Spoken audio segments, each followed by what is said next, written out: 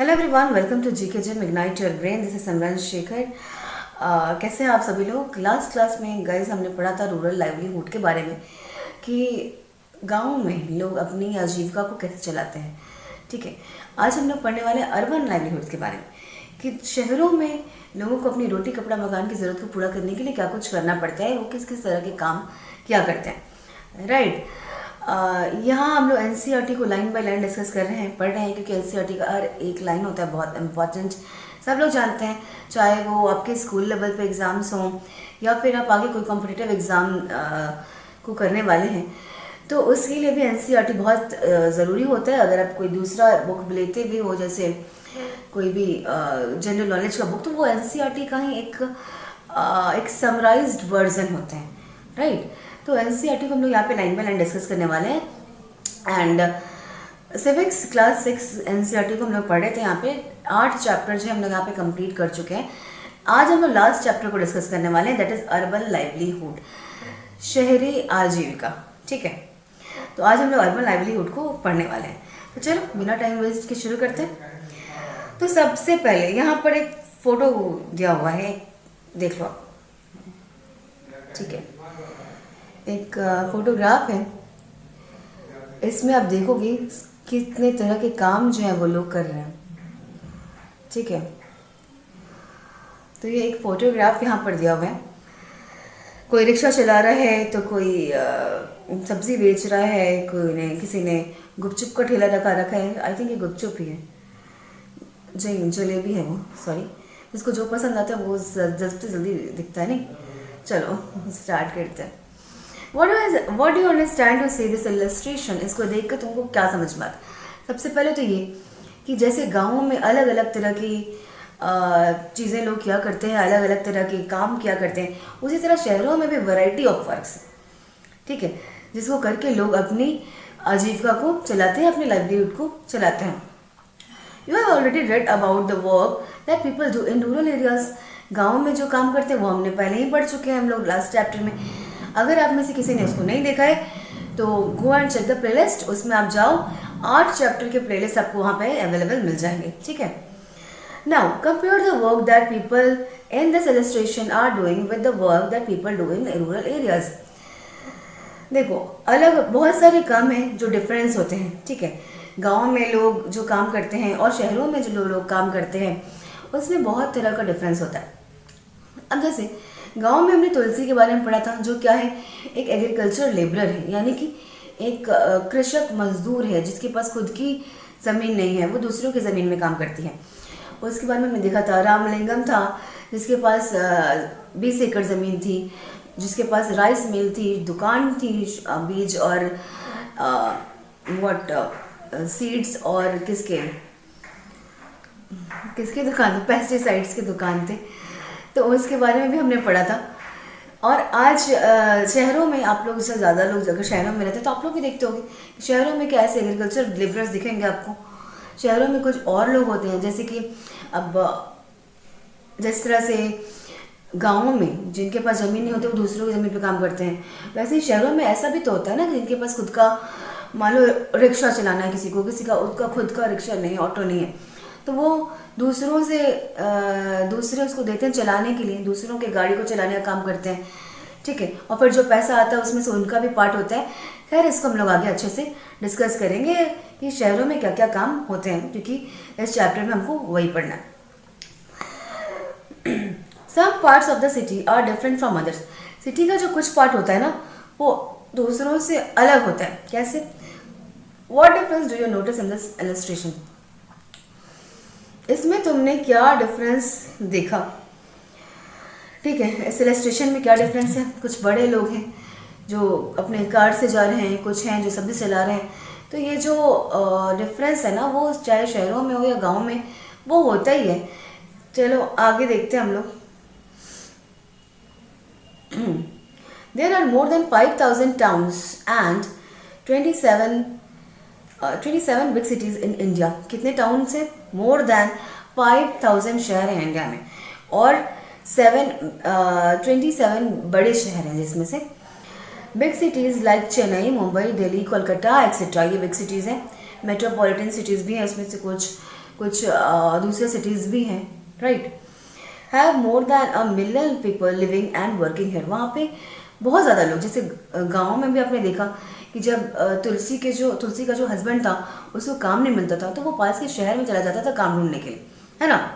तो यही होता है कि सिटीज़ में, जो बड़े सिटीज़ हैं 27 जो बिग सिटीज़ हैं, वहाँ पे ज़्यादा लोग विजिट करते हैं, ठीक है। तो वहाँ पे मिलियंस ऑफ पीपल वहाँ पे रहते हैं, क्योंकि गाँवों में भी जब किसी सीज़न किसी को काम नहीं मिलता है तो वो भी एज ए लेबर या फिर जो भी वो काम कर सके उसकी वो ढूंढने के लिए वो शहरों में चले जाते हैं, ठीक है। They say that the city never स्लीप्स।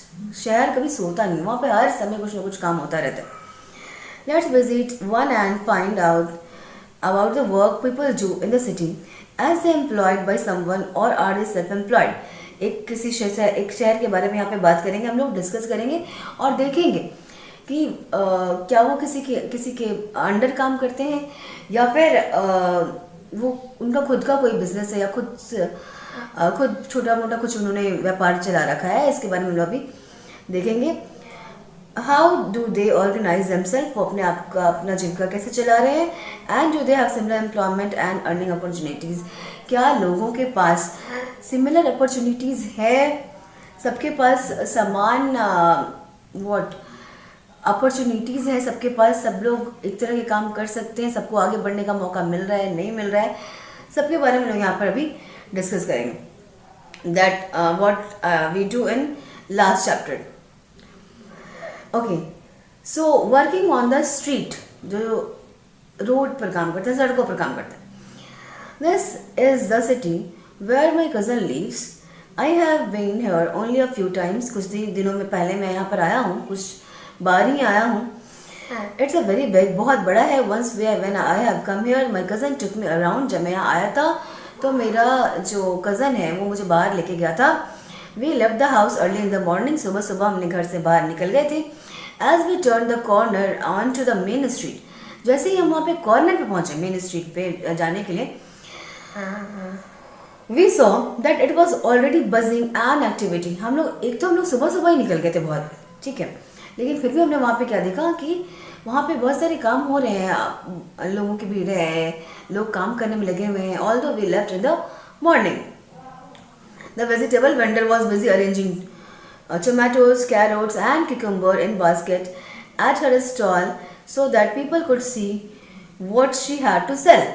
जो क्या है, जो वेजिटेबल के जो वेंडर होते हैं, सब्जी वाले जो होते हैं, वो अपने सारा सामान को एडजस्ट करने में लगे हुए थे उस समय, ताकि जो भी लोग वहाँ से गुजरे वो देख सकें कि उसके पास क्या क्या चीज़ें अवेलेबल हैं। टोमेटो है, कैरोट है, कौन कौन सी सब्जी उसके पास अवेलेबल है, उसको अरेंज करने में लगी हुई थी, ठीक है। Next to her stall was a lovely colourful one that sold all kind of flower. वहाँ पे उसके पास एक फूलों का दुकान था, बड़े अच्छे अच्छे फूल वहाँ पे दिख रहे थे। We bought a red rose and a yellow rose. हमने एक लाल और येलो रोज खरीदा। On the pavement opposite we saw a person selling newspaper with a small crowd of people around him.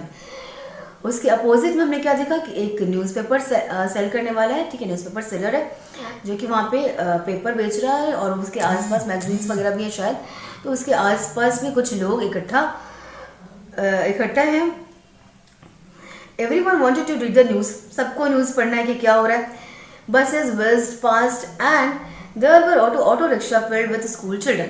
बहुत सारे बसेस जा रहे हैं और ऑटो रिक्शा भी है जिस पर स्कूल चिल्ड्रन जा रहे हैं। आप में से कितने लोग ऑटो रिक्शा से स्कूल जाया करते थे?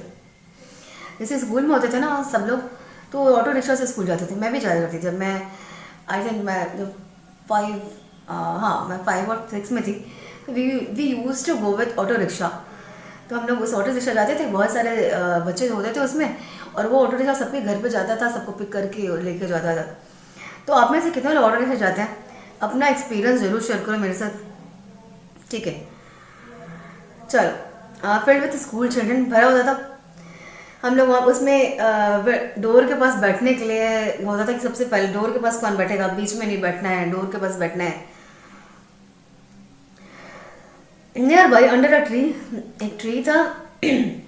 A cobbler sat talking his tools and materials out of a small ten box. वहाँ पे एक कॉबलर था जिसने एक स्मॉल टेन बॉक्स से अपने सारे मटेरियल्स को निकाला। ठीक है, next to him the road side barber had began his work. उसके पास क्या बार्बर बार्बर भी था, मतलब बार्बर कॉबलर सबके बारे में आपको बताया हुआ है कि वहाँ पे हर छोटी छोटी चीज़ों के कितने सारे वैरायटी ऑफ वर्ड्स अभी तक हम लोग भी देख चुके हैं। ठीक है, न्यूज़पेपर सेलर है, न्यूज़पेपर बेच रहा है, कोई फूल का दुकान लगाया है किसी ने, कोई कॉबलर है। ठीक है, किसी ने बार्बर की शॉप खोल रखी है। तो कितने सारे टाइप की दुकान ये देखो बता रहा है कि एक स्ट्रीट पर कितने सारे काम हो रहे हैं। He already had a customer who wanted an early morning shave. उसके पास ऑलरेडी एक कस्टमर पहुंचा हुआ है। ठीक है, a little way down the road a woman was pushing along a cart with all kinds of plastic bottles, boxes, hairpins, clips, etc. ठीक है, एक कार्ट को लेकर ठेले गाड़ी जैसा जो ठेला गाड़ी जो होता है उस पर प्लास्टिक बॉटल, क्लैप, जो भी प्लास्टिक के सामान है उसको बेच रही है एक women. In it while another person on a cycle trolley was carrying vegetable to sell to people in their house। एक तो हमने देखा कि एक कार्ट पर वेजिटेबल का वेंडर लगाकर बैठी हुई थी, बेच रही थी, और ये क्या एक साइकिल पर भी लेके जा रहा है ताकि घर घर में लोगों को सब्जियां बेच सके। We come to a place where a rickshaw were standing in a row waiting for customer. हम एक जहाँ पर आए जहाँ पर रिक्शा लगा हुआ था, वेट कर रहे थे कस्टमर्स के लिए। We decided to take one to the market which was about 2 kilometre down the road. हमने क्या डिसाइड किया कि हम एक मार्केट में जाएंगे जो कि लगभग यहाँ से 2 किलोमीटर्स पर है। ठीक है, बच्चों मांझी और साइकिल रिक्शा पुलर। अब देखो, जैसे लास्ट क्लास में हमने तुलसी के बारे में पढ़ा, रामलिंगम के बारे में पढ़ा, अरुणा और उसके हस्बैंड के बारे में पढ़ा, तो आज हम लोग भी देखने वाले हैं शहरों में रहने वाले कुछ लोगों के बारे में और उनके जीवन को जानने की कोशिश करते हैं थोड़ा सा क्लोज होकर। ठीक है, कि उनको किस तरह की परेशानियां झेलनी पड़ती है, क्या उनके लिए कुछ अपॉर्चुनिटी है कि नहीं, वो किस तरह से अपना गुजारा करते हैं। राइट, तो इस तरह से उनका कितना वो कमा लेते हैं, किस तरह से वो डिपेंड रहते हैं, किस चीज़ों पे वो डिपेंड करते हैं अपनी जीविका के लिए, उन चीज़ों के बारे में हम लोग अभी अब देखते हैं। चलो, ये तो हमने काम देखा, इतने सारे तरह के काम जो सिटीज़ में एक स्ट्रीट पर हो रहे हैं। अभी वो घर से बाहर, अभी वो कहीं दूर गया भी नहीं है वो बंदा, अभी वो कहाँ, अभी अपने घर से निकलकर रोड तक ही आया है ऑटो रिक्शा पकड़ने के लिए। सोचो, और उतने दूर में ही उसने इतना सारा काम देख लिया जो कि हो रहा था। ठीक है, बच्चों मांझी और साइकिल रिक्शा पुलर है बच्चों मांझी। ठीक है, उसके बारे में हम लोग पढ़ते हैं। चलो, I came from a village in Bihar where I worked as a mason. वहाँ मैं एक मिस्त्री की तरह, बिहार के एक विलेज से मैं यहाँ आया हूँ और वहाँ पे मैं एक मिस्त्री की तरह काम करता था, मेसन की तरह काम करता था। ठीक है, my wife and 3 children live in the village. मेरी वाइफ और बच्चे विलेज में ही रहते हैं। वी डोंट ओन लैंड, अपनी ज़मीन नहीं है। जैसे कि मैंने पहले ही डिस्कस किया था कि जिनके पास खुद की ज़मीन नहीं होती है वो दूसरी ज़मीन पर काम कर रहे हैं, उनको कभी कभी काम नहीं भी मिलता है, जिसकी वजह से वो पास के टाउन में विजिट कर जाते हैं काम की खोज में। ठीक है, तो बच्चों मांझी उन्हीं में से एक है जो कि बिहार के एक गांव से शहर में आया है। वी डोंट ओन लैंड, अपना ज़मीन नहीं, हमारे पास अपनी ज़मीन नहीं है। In the village I don't get masonry work regularly. मिस्त्री विलेज में कितना ही लोग घर बनवा रहे हैं ना हमेशा, तो इतना मुझे रेगुलर काम वहाँ पे नहीं मिलता है। The income that I earned was not enough for a family. जो भी मैं कमाता था हमारे परिवार की ज़रूरत को पूरा करने जितना नहीं हो पाता था वो, इसलिए मुझे यहाँ पर आना पड़ा। After the reach the city, जब मैं यहाँ पे पहुँचा, I bought an old cycle rickshaw and paid for it in instalment. मैंने यहाँ पर आके एक पुराना साइकिल रिक्शा खरीद लिया और इसको मैं इंस्टॉलमेंट में इसका पैसा मैंने जमा किया। दिस वॉज मेनी ईयर्स होगा, बहुत साल पहले मैं यहाँ पर आया था और तब मैंने एक ओल्ड रिक्शा खरीदा था, साइकिल रिक्शा, और फिर उसका इंस्टॉलमेंट में मैंने पैसा भर दिया था। I came to the bus stop every morning and take the customers wherever they want to go. सुबह सुबह मैं यहाँ बस स्टैंड में पहुँच जाता हूँ और लोगों को जहाँ भी जाना होता है वहाँ पर मैं पहुँचा देता हूँ। I work till 8:30 in the evening, मैं रात में 8:30 बजे तक काम करता हूँ। I take rides of up to 6 kilometres in the surrounding area, लगभग 6 किलोमीटर के एरिया में मैं सवारी लेता हूँ। ईच कस्टमर गिव मी ₹10-30 पर trip depending on the distance. 10-20 रुपये, 10-20-30 रुपये ऐसे मिलते हैं रिक्शा वाले को, और क्या, उनके डिस्टेंस के हिसाब से। When I am till I can't do this work, so on those days I don't earn anything. When I am ill, जब मैं बीमार होता हूँ तो मैं कैसे नहीं चला पाता हूँ रिक्शा, तो उस समय मेरे पास मैं कुछ भी नहीं कमा पाता हूँ, क्योंकि तो डेली का है ना भाई, डेली जा रहा है, डेली कस्टमर्स को ले रहा है, फिर डेली पैसे मिल रहे हैं। तो अगर बीमार पड़ जाए, रिक्शा नहीं खींच पाएगा, तो उसको कोई पैसा नहीं मिलेगा। I stay with my friend in a rented room, एक रेंट पे एक रूम ले रखा है मैंने, जहाँ मैं अपने दोस्त के साथ रहता हूँ। They work in a near by factory, वो क्या करते हैं, नियर बाई पास की एक फैक्ट्री है जिसमें वो काम करते हैं। I earn between 200-300 every day. 200-300 वो रोज़ कमाता है, ये रिक्शा वाला ये बता रहा है, बच्चू मांझी जो है। Out of which I spend 100-150 on food, जिसमें से 100-150 तो मेरे खाने पर खर्च होते थे और रेंट पर खर्च हो जाते हैं। The rest I save for my family, और जो बाकी जो बचा वो मैं अपने परिवार के लिए रखता हूँ, सेव करता हूँ। I visit my village 2 or 3 times a year to see my family. बताओ एक तो कितने मुश्किल से कमा रहा है, और फिर अपने साल में 2-3 बार ही अपने गाँव जा पाता है अपने परिवार से मिलने के लिए। दो my family survives on the money I send, क्योंकि वो उसी पैसे पर निर्भर करते हैं जो मैं उनको भेजता हूँ। इसलिए मेरा काम करना तो बनता है ना भाई, मैं छुट्टी लूँगा तो उनका खर्चा कैसे चलेगा, है ना। My wife also earn from agriculture work that she get once in a while, मेरी पत्नी भी है जो एग्रीकल्चर वर्क से, खेती बाड़ी से कुछ कमा लेती, हो सकता है उसकी भी पत्नी किसी और के लैंड में काम करने के लिए जाती होगी, है ना। तो उसको वंस इन अ वाइल कभी कभार ही उसको मिलता है, ऐसा नहीं कि हमेशा उसका काम उसको एग्रीकल्चर वर्क मिलता है, ठीक है। Why did Bachchi Manjhi came to the city, क्यों आया, क्योंकि उसको वहाँ पे मिस्त्री वाले जो काम वो करता था, उसको वहाँ पे प्रॉपर रेगुलर वो काम नहीं मिल रहा था। Why can't Bachchu Manjhi live with his family, कैसे रहेगा अपने परिवार के साथ, अगर वो अपने परिवार के साथ रहे, क्योंकि उसका परिवार तो उसी पैसे पर डिपेंड करता है ना, जो उसको भेजता है, जो वो उनको भेजता है। अगर वो उनके साथ बार बार आके मिले तो कमाएगा कौन, फिर पैसे कौन भेजेगा, उनका खर्चा कैसे चलेगा, इसलिए वो नहीं आ पाता। चलो एक वर्क है यहाँ पे, talk to a vegetable vendor और हाउकर से बात करो आप, and find out how do they organize their work, वो कैसे अपना अपना काम करते हैं। Their way of preparing, purchasing, selling, उनके बारे में जानने की थोड़ा कोशिश करो, ठीक है। वो कहाँ से आए हैं, कैसे ऑर्गेनाइज करते हैं अपने काम को, कितनी सुबह आते हैं, कब तक वो रहते हैं, थोड़ा सा जानने की कोशिश करो आप लोग भी। बच्चों Manjhi has to think twice before taking a day off work, क्यों, क्योंकि एक तो वो क्योंकि रेंट पे रहता है, उसको रेंट भी देना होता है, ठीक है। उसके बाद उसको जो पैसे बचे उसमें से उसको खाना भी है, फिर अपने परिवार के लिए भी सेव करना है। अगर वो एक भी दिन लीव लेगा तो उसको वो उस दिन का जो 200-300 जो नहीं कमा पाया उसको वो कहाँ से मैनेज करेगा फिर, है ना। तो इसलिए उसको बहुत ज़्यादा सोचना पड़ता है, ठीक है। Now like Bachchu Manjhi, a large number of people in the city work on the street, बहुत सारे लोग काम करते हैं जिसके बारे में हमने देखा भी अभी, ठीक है। इन अ सर्वे ऑफ अहमदाबाद सिटी के सर्वे में it was found that 12% of all the worker in the city were people working on the street, जितने भी वर्कर हैं उसमें से 12% तो स्ट्रीट पर ही काम करने वाले हैं।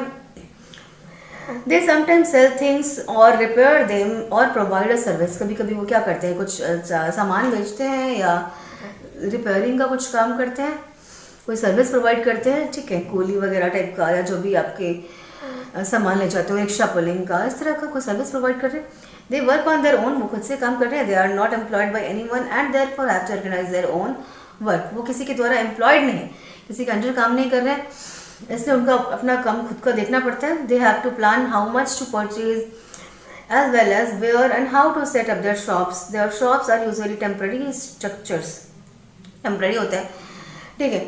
उनको ही सब कुछ सोचना पड़ता है कि उनको कब कहाँ बेचना है, कैसे सेल करना है, उनका जो शॉप है वो कैसा होना चाहिए। तो शॉप उनका जनरली टेम्पररी ही होता है, क्योंकि क्या होता है कभी कभी कि आपको उस एरिया में मान लो उस तरह के बहुत सारे शॉप आ गए, तो अब आपको उस जगह से शिफ्ट करना दूसरी जगह पर, तो उस तरह के शॉप उनके होते हैं ताकि जिसको वो क्या बोलते हैं, मोबाइल वैन टाइप का उनका शॉप होता है। बहुत सारे शॉप ऐसे भी देखे होंगे आपने, या फिर कुछ ऐसा देखा होगा आपने कि कार्ट लगा कर वहाँ पे बेच रहे हैं कुछ भी, ठीक है, कार्ट लगा लिया है, ऊपर से प्लास्टिक लगा लिया है ताकि वो धूप और पानी से बच सकें, वैसा भी शॉप लगा लेते हैं बहुत बारी लोग, ठीक है। तो टेम्परेरी शॉप होता है उनका, या तो रेंटेड शॉप होता है कभी कभी। स्ट्रक्चर्स और समटाइम जस्ट सम बोर्ड और paper spread over discarded boxes, board होता है, पेपर होता है, और may be a canvas sheet hung up on a few poles, के कुछ पोल्स हैं जिसपे कैनवास को टांग दिया है। देर में ऑल्सो यूज देयर कार्ट होता है, जैसे मैं बताया आपको किस किस तरह के दुकान होंगे। आप भी शहर में आप लोग देखा होंगे टेम्परेरी दुकान जैसे कैसे लगाते हैं स्ट्रीट पर लोग, उसके बारे में बताया। They can be asked to dismantle their shops at any time by the police. कितनी बार होता है ना कि हटाने के लिए बोल दिया जाता है पुलिस के द्वारा कि आप इसको हटा दो यहाँ से, रोड को। इतने सारे दुकान हो जाते हैं रोड पर कि आना जाना मुश्किल हो जाता है। तो चलो इस बात पर आप अपना कमेंट करके बताओ कि आपको क्या लगता है, ये जो पुलिस इनको दुकान जो हटाने के लिए बोल देती है, वो दोनों पॉइंट ऑफ व्यू से आप सोच कर देखो। एक तो ये कि उनका टेम्परेरी दुकान हट जाता है, तो उनको कितनी प्रॉब्लम होती है। दूसरी बात ये है कि अगर वो दुकान लगाए रहते हैं तो आने जाने वाले लोगों को प्रॉब्लम होती है, ठीक है। पूरे शहर में बहुत दूर तक उनकी दुकान फैल जाते हैं, तो उनको दिक्कत होती है। हटाओ तो फिर जो वेंडर्स हैं उनको प्रॉब्लम हो रही है। आपका थॉट क्या है इस चीज़ पर, हटाना चाहिए नहीं हटाना चाहिए, या क्या इसमें कोई बीच का रास्ता है, क्या है? आप उसको सोचो और कमेंट करके बताओ मुझे, ठीक है, कि what do you think about this situation, right. तो आप इसके बारे में सोचो और अपना जो भी आपके दिमाग में आ रहा है उसको कमेंट करके बताइए। थोड़ा ब्रॉड कीजिए अपने माइंड को। चलो उनके पास कोई सिक्योरिटी नहीं होता है। They are certain part of the city where these hawkers are not allowed to enter. कई बार ऐसे भी पार्ट होते हैं शहरों के जहाँ इनको तो घुसने की भी इजाज़त नहीं होती है, अलाउ ही नहीं करते हॉकर्स को, ठीक है।